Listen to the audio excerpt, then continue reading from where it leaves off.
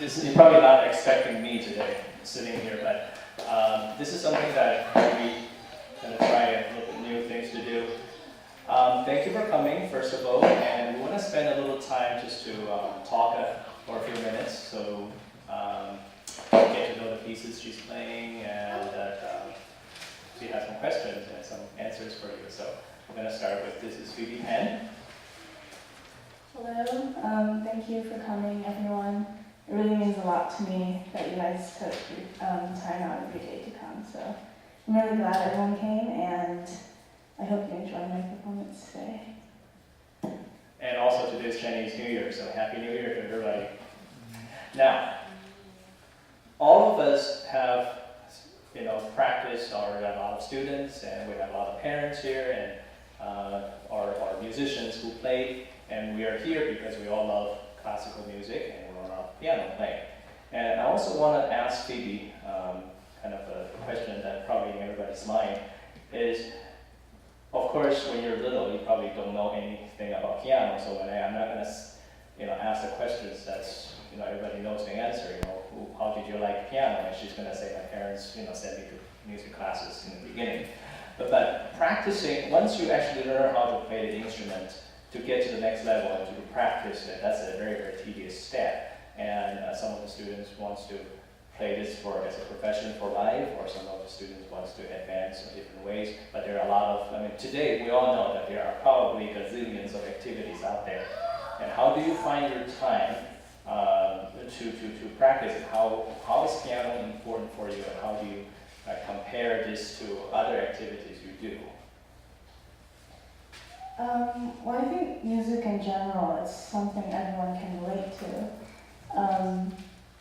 Music, it's like a universal language, and almost pretty much everyone can understand it. I mean, if you're playing like a sad piece, of course, you feel sad or happy, you feel happy.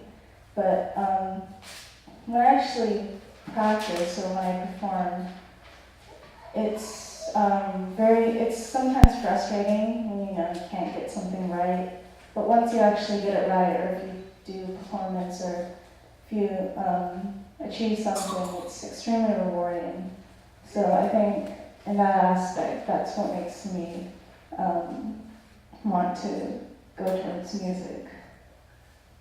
It's great, but I want to ask you a little bit more in depth is, for practicing, although you want to find motivations in that, but isn't that always find practicing kind of tedious, that you have to do it over and over again, even you know that this is something that needs practice to be done, but just really sitting down for hours and hours, where there's our internet, there's, text messaging, and there's movies, there's going out, and all the things. You do have to make a lot of sacrifice for this. And how do you tell yourself to go through this bit of, I'm sure that you do have some lag time too, right? Well, whenever you start something, or whenever you're trying to do something, you're never going to start out good, and it's the process that really matters. And I think for me, I just think about, once you actually, the practicing part, it's very hard, but if you think about the goal and your outcome, it makes up for the practicing. It's very rewarding, so, yeah. Well, thank you very much. Now, I have the next question for you is probably going through all the performers' mind. Can I just see the hands in our audience, all the students or all the adults who has ever performed on stage? Wow, almost all of you. Okay, now, here's a question that I have for Phoebe. It's what's going on your mind every time you're coming out of the backstage and in front of the audience and you're getting ready to play? Do you feel like this is at home, at ease? Do you get nervous? And what's going on, on the performer's mind? And you do a lot already, but is there anything different?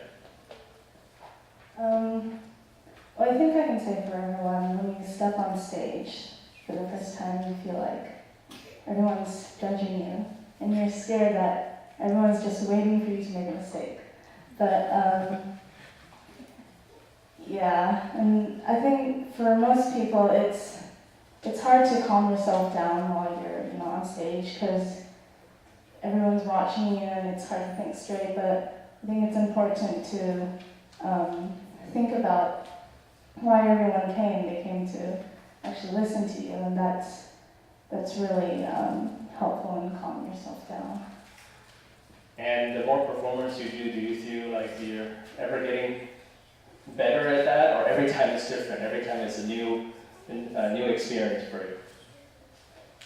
Most of the time I think it's actually the same. You always start out scared, but it gets a little bit better as you go along, but you always have that thought in the back of your mind, what if something happens, something, yeah. So to summarize, this is always a very scary thing to do. Despite how many people, right? You have played in front of thousands of people, you've played in front of a few people, but they're all pretty much the same, I assume. Yeah. Okay, now we're getting to just last questions. Since we're playing this recital, she has a big program today, so can you tell us a little bit about the pieces you're playing? Because a lot of us probably have no idea, what about the pieces and the backgrounds, so tell us about your experience and what you're playing. So the first piece I'm playing is the Beethoven Third Two Variations in C minor. And it's not an extremely common piece for everyone to play. There's of course 32 variations, and it's all based on a theme, the first variation. And the second piece I'm going to play is actually composed by Schumann. It's actually composed for voice, and it's a love song he wrote for his wife, Clara. And Liszt actually transcribed it for piano afterwards, and he added a bunch of flashy touches to it to make it very Liszt-like. And the third piece I'm going to play is, it's by Oliver Messiaen, and it's actually part of the series he wrote to celebrate Jesus, and this one's celebrating, number 10, it's celebrating the birth of Jesus, so it's a celebration piece. And the next piece I'm going to play for the second half is the Bach Waltz from the Clavier Prelude and Fugue number 10. And it's also part of the series. He wrote 2 books actually for the Waltz from the Clavier, a bunch of preludes and fugues. And after that, I'll be playing the Haydn Sonata in C major. The first movement is made up of 2 movements, and the first movement is a bit slow and it's sort of calm, and the second movement's more lively. And the last piece I'll be playing is the Bach Busoni Chaconne in D minor. Wow, that's quite a bit of repertoire here, so we'll probably have a very fun night. But I have one more question for you. I mean, for all the pieces you play or you practice, is there any particular piece of music that you're performing today that is the most meaningful to you, that you felt the more connected to, that you more enjoy performing it? Well, I think probably my favorite piece is the Bach Busoni Chaconne. The last piece. Yeah, the last piece. And, well, a bit background on it. It was actually written for the violin by Bach, and Busoni transcribed it for piano. And it's a very emotional piece, and I find that there's so many different, aspects to it that are very complicated. And I have a good time, trying to figure out those complications and portray the emotion of the piece. So the transcription, can I say, is like kind of the old days of the remix of the pieces. Like today we have a lot of remix, so you're like a master DJ to work on this. So, okay, so we're really looking forward to this concert, and we're just going to go set up the backstage, and we're going to start this performance. Now, do you have any questions for Phoebe before we start the concerts? Anything at all that you feel that, I have the same kind of feeling when I go up stage or speech? No? Are you all waiting for her to mess up? I hope not. So, okay, great. Thank you very much, and we're going to start right away.